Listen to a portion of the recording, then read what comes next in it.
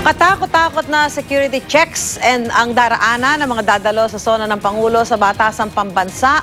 May unang balita live, si Rhea Santos. Rhea, morning.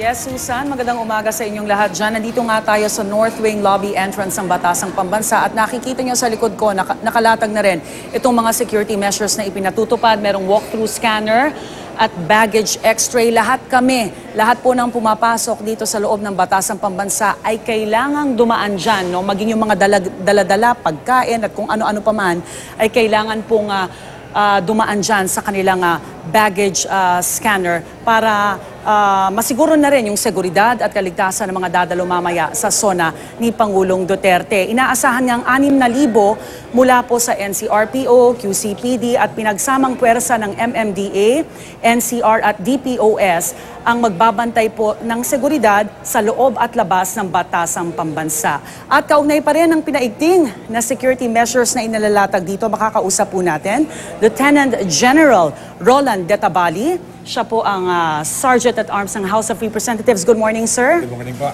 Alright. Good morning sa ating mga tagapakinig at TV viewers. Manonood po natin. Alright. Ano pa ho yung kaiba sa mga security measures na ipinapatupad nyo ngayon kumpara nung isang taon? Meron ho bang binago? Medyo pinaigting natin ang security measures natin ngayon kasi inaasahan nga na sa pangako ni Presidente ng pagbabago, marami siyang nasagasaan o dahil sa paggawa ng tama, yung mga sindikato, yung mga terorista, yung mga criminals na maaring galit sa kanyang administrasyon, gumante. Kaya so anong binago ho natin when it comes to security? Kanina ho sa report ho ni Ivan, yung mga pulis ho natin nga medyo nagbawas nga ng kanilang, kumbaga, yung daladala nila, wala silang shield, wala. Anong binago natin kung ganyan ho yung inaasahan natin kakaharapin ni Pangulong Duterte? Dito sa loob ng House of Representatives complex, marami pong inspection na ginagawa para hindi lang sa equipment, kundi mga taong pumapasok, mga gamit. Especially kahit na yung pagkain.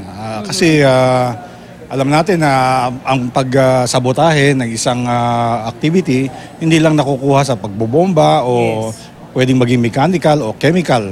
At, so may mga food, may nagpo-food taste, no? Bago i-serve sa ating lahat, lahat po yun ginagawa natin at hindi natin palalagpasin kahit anumang pwedeng mangyari. Alright, sir. Sa mga dadalo po, ano po ang bawal nilang dalhin?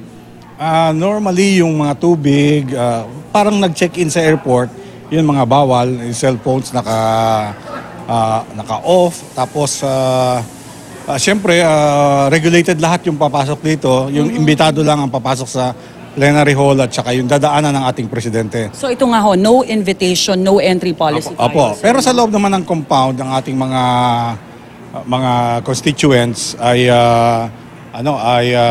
constituents ng ating mga congressmen, mga public officials, pwede sa mga opisina nila, nakakapasok naman po sa kanilang mga reception areas para mapanood nila o dahil guest nga sila ng ating mga opisyales. Alright, may impormasyon na ho ba kung saan ho papasok si Pangulong Duterte pagdating niya o by land, by air ba ang pagdating ni Pangulo? Dalawang options siya, by air and by land. And wala pa hong pasabi? Sinabi na sa amin kung ano yung primary at nagpe-prepare kami kahit anong maging option at yung ang malaking tulong dito sa amin ay ang Presidential Security Group dahil sila primary responsibility nila ang safety ng ating presidente. Pero dito nga sa okasyon na ito, na napakahalagang okasyon na ito, may mga other officials of government at saka yung diplomatic corps na nandito kaya napakarami ng ating poproteksyonan. Bale, ang pasok ho ng Pangulo, saan ho? Yung dating nakagawian na pinapasukan niyo ho ba?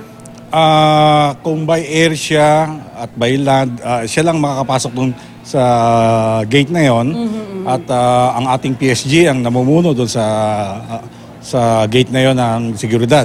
Sa ibang gate, sa ang House of Representatives na at saka yung PNP and police na katulong natin. General Databali, maraming salamat po sa inyong panahon. Thank you very much at magandang umaga po sa inyong lahat.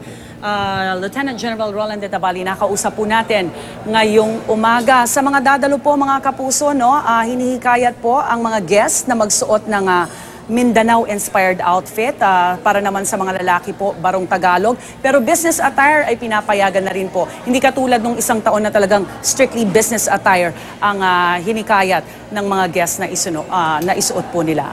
Alright, yan po ang pinakauli mula dito sa North Wing ng Batasang Pambansa. Balik sa inyo, Susan.